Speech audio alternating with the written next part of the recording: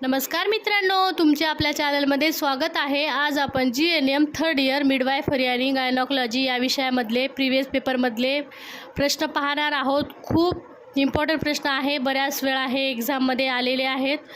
चला तर कोणकोणते प्रश्न आहेत ते पाहूया। नंबर 1 आहे, नाळ खाली येणे, प्रोलॅप्स द अम्बिलिकल कॉर्ड। तर त्याची व्याख्या पाहूया आपण काय आहे।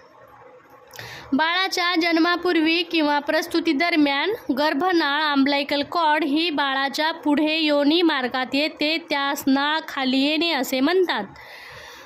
तर व्याख्यामध्ये काय आहे बघा, बाळाच्या जन्मापूर्वी, बाळ जन्माच्या पहिले जेव्हा प्रसूती होत असते तेव्हा गर्भनाळ ही बाळाच्या पुढे, बाळ येण्याच्या पुढे जर नाळ जर पुढे येत असेल योनी मार्गात तर त्याला नाळ खाली येणे असे म्हणतात। तर नाळ खाली येण्याचे कारणे काय काय आहेत ते पाहणार आहोत। तर बघा, नंबर 1चं कारण आहे बाळाची चुकीची स्थिती, माल प्रेझेंटेशन, अकाली पाणी फुटणे, जास्त ॲम्नियोटिक फ्लूइड, पॉलीहायड्रोमियास, जुळी गर्भधारणा, अकाली प्रसूती, लहान बाळ प्रीमॅच्युअर बेबी, डोके पेल्विसमध्ये नीट न बसणे। तर बघा कारणे काय काय आहे, बाळाची चुकीची स्थिती असणे, अकाली पाणी फुटणे, जास्त ॲम्नियोटिक फ्लूइड, पॉलीहायड्रोमियास, जुळी गर्भधारणा असणे, अकाली प्रसूती होणे, लवकर प्रसूती होणे, लहान बाळ म्हणजे प्रीमॅच्युअर बेबी असणे, डोके पेल्विसमध्ये नीट न बसणे, असे आहे कारण, नाळ खाली येण्याचे कारण आहे। आता त्याचे लक्षणे काय आहे ते पाहूया। नंबर 1चं लक्षण आहे योनी मार्गातून नाळ दिसणे, पाणी फुटल्यानंतर नाळ बाहेर येणे, फिटल डिस्ट्रेस, बाळाच्या हृदयाचे ठोके कमी होणे, आईला योनी मार्गात काहीतरी जाणवणे। तर लक्षणे बघा, योनी मार्गातून नाळ दिसणे, पाणी फुटल्यावर नाळ बाहेर येणे, फिटल डिस्ट्रेस म्हणजे बाळाला ऑक्सिजन घेण्यासाठी त्रास होणे, बाळाच्या हृदयाचे ठोके कमी होणे, आईला योनी मार्गामध्ये काहीतरी आहे असं जाणवणे, हे झालं त्याचे लक्षणे। आपण त्याच्यासाठी तपासण्या काय करणार ते पाहूया। तपासण्यामध्ये investigation, vaginal examination, fetal heart rate monitoring करणे, अल्ट्रासाऊंड करणे, मॅटर्नल व्हायटल साईन तपासणे। तर तपासणीमध्ये आपण त्याला वजायनल एक्झामिनेशन करणार, बाळाचे हृदयाचे ठोके तपासणार, त्याला सोनोग्राफी करणार आणि आईचे व्हायटल साईन म्हणजे BP, पल्स, रेस्पिरेशन अशा प्रकारे चेक करणार। तर आपण त्याच्यासाठी ट्रीटमेंट काय करणार ते पाहूया। नाळ खाली जर आली तर त्याला ट्रीटमेंट काय काय देणार ते पाहूया। तर नंबर 1ची ट्रीटमेंट आहे आईला तात्काळ हॉस्पिटलमध्ये दाखल करणे, ऑक्सिजन देणे, इमर्जन्सी C-सेक्शन करणे, नाळेवर दबाव कमी करणे, IV फ्लूइड देणे, फिटल मॉनिटरिंग करणे। तर बघा, ट्रीटमेंटमध्ये आईला तात्काळ हॉस्पिटलमध्ये लवकरात लवकरच ॲडमिट करावं लागते आईला। मग ऑक्सिजन पण द्यावं लागते। इमर्जन्सी जर खूप असेल तर C-सेक्शन म्हणजे सिझेरियन सेक्शन पण करावं लागेल।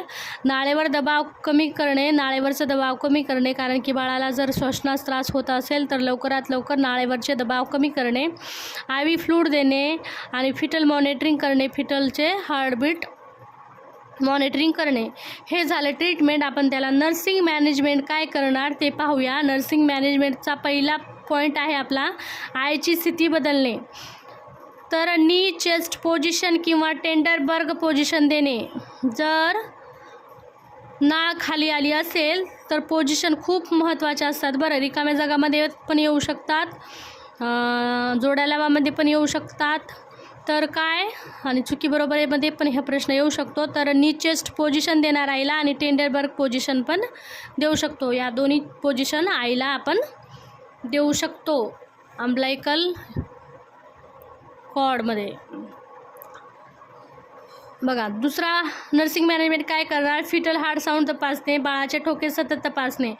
बाळाचे जर योनी मार्गामध्ये नाळ जर आली असेल तर नाळावर दबाव पडून बाळाला ऑक्सिजनची कमतरता होऊ शकते, त्याच्यामुळे बाळाचे सतत ठोके तपासत राहणे गरजेचे आहे।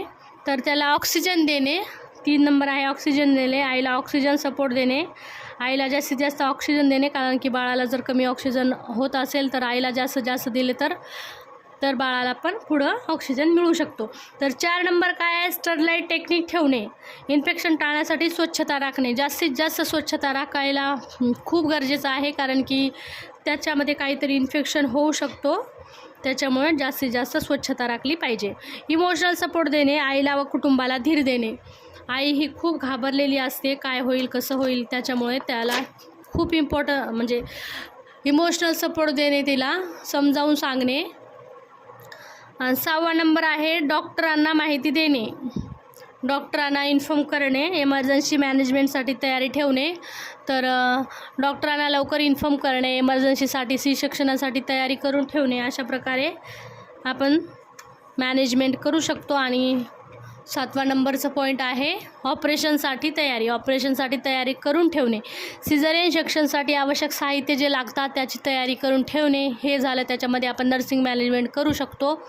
तर काय नीचेस्ट पोझिशन देऊ शकतो, फिटल हार्ट साऊंड चेक करू शकतो, ऑक्सिजन आईला देऊ शकतो, स्टरलाइट टेक्निक वापरतो, इमोशनल सपोर्ट देतो, त्याला इन्फॉर्म डॉक्टरांना लवकर करतो, ऑपरेशनसाठी तयारी ठेवतो. त्याचे कन्क्ल्युशन काय आहे बघा, नळ खाली येणे प्रसूतीचे गंभीर एमर्जन्सी आहे, योग्य वेळी निदान व उपचार केल्यास आई व बाळाचे प्राण वाचवता येतात. बघा, योग्य जर वेळी योग्य निदान केला तर आई व बाळाचे प्राण पण वाचवता येतो. त्याच्यामुळे प्रसूतीची गंभीर एमर्जन्सी आहे तर योग्य उपचार करणे गरजेचं आहे. तर आपण काय काय पाहिलं बघा याच्यामध्ये, नाळ खाली येणे याच्यामध्ये त्याची व्याख्या पाहिली, व्याख्यानंतर आपण त्याचे कारणे काय काय आहे ते पाहिलं, कारणानंतर आपण लक्षणे काय काय आहे ते पाहिलं, नंतर तपासण्या काय काय करणार त्याच्यामध्ये ते पाहिलं, ट्रीटमेंटमध्ये काय काय करणार हे पाहिलं. आणि नर्सिंग मॅनेजमेंटमध्ये हे 7 पॉईंट आहे, लक्षात ठेवा. ही नर्सिंग मॅनेजमेंट झाली. खूप इम्पॉर्टंट प्रश्न होता मित्रांनो. अजून पुढचा प्रश्न पाहूया आपण.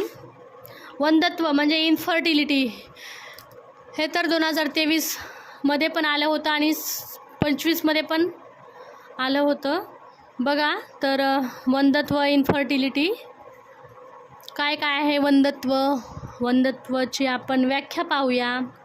वंध्यत्व, लग्नानंतर 1 वर्ष नियमित शारीरिक संबंध असूनही गर्भधारणा न होणे याला काय म्हणतात, वंध्यत्व. लग्नानंतर जर 1 वर्ष नियमित शारीरिक संबंध ठेवूनही जर गर्भधारणा होत नाही तर त्याला काय म्हणतात, इन्फर्टिलिटी. तर त्या इन्फर्टिलिटीचे किती प्रकार आहे ते पाहूया आपण. इन्फर्टिलिटीचे 2 प्रकार आहे, प्राथमिक वंध्यत्व आणि दुय्यम वंध्यत्व. तर नंबर 1चा आहे प्राथमिकमध्ये काय आहे, स्त्री कधीही गर्भधारणा झालेली नसते. प्राथमिकमध्ये काय, स्त्री ही एकदाही गर्भधारणा झालेली नसते. आणि दुय्यममध्ये काय आहे, पूर्वी एकदा गर्भधारणा झाली होती पण नंतर पुन्हा गर्भधारणा न होणे. पूर्वी तिला एकदा गर्भधारणा झाली होती पण नंतर पुन्हा कधी गर्भधारणा झाली नाही, याला काय म्हणतात, दुय्यम वंध्यत्व. तर प्रकार समजलं, प्रथम आणि दुय्यम असे 2 प्रकार पडतात वंध्यत्वाचे. आपण वंध्यत्व होण्याचे कारणे काय आहेत ते पाहणार आहोत. तर बघा, नंबर 1चं कारण आहे याच्यामध्ये, स्त्रियामधील कारण आणि पुरुषामधील कारण वेगवेगळे आहेत. तर आपण स्त्रियामधले कारणे कोणकोणते आहेत ते पाहूया. पहिलं तर स्त्रियामध्ये ओव्युलेशन प्रॉब्लेम म्हणजे अंडोत्सर्ग न होणे, PCOS, PCOD अशा प्रकारे प्रॉब्लेम होणे, फॉलोपियन ट्यूब ब्लॉकेज होणे, इंडोमेट्रायसिस होणे, जास्त वय असणे, इन्फेक्शन, युटेरसमध्ये गाठ होणे किंवा विकृती. तर स्त्रियामध्ये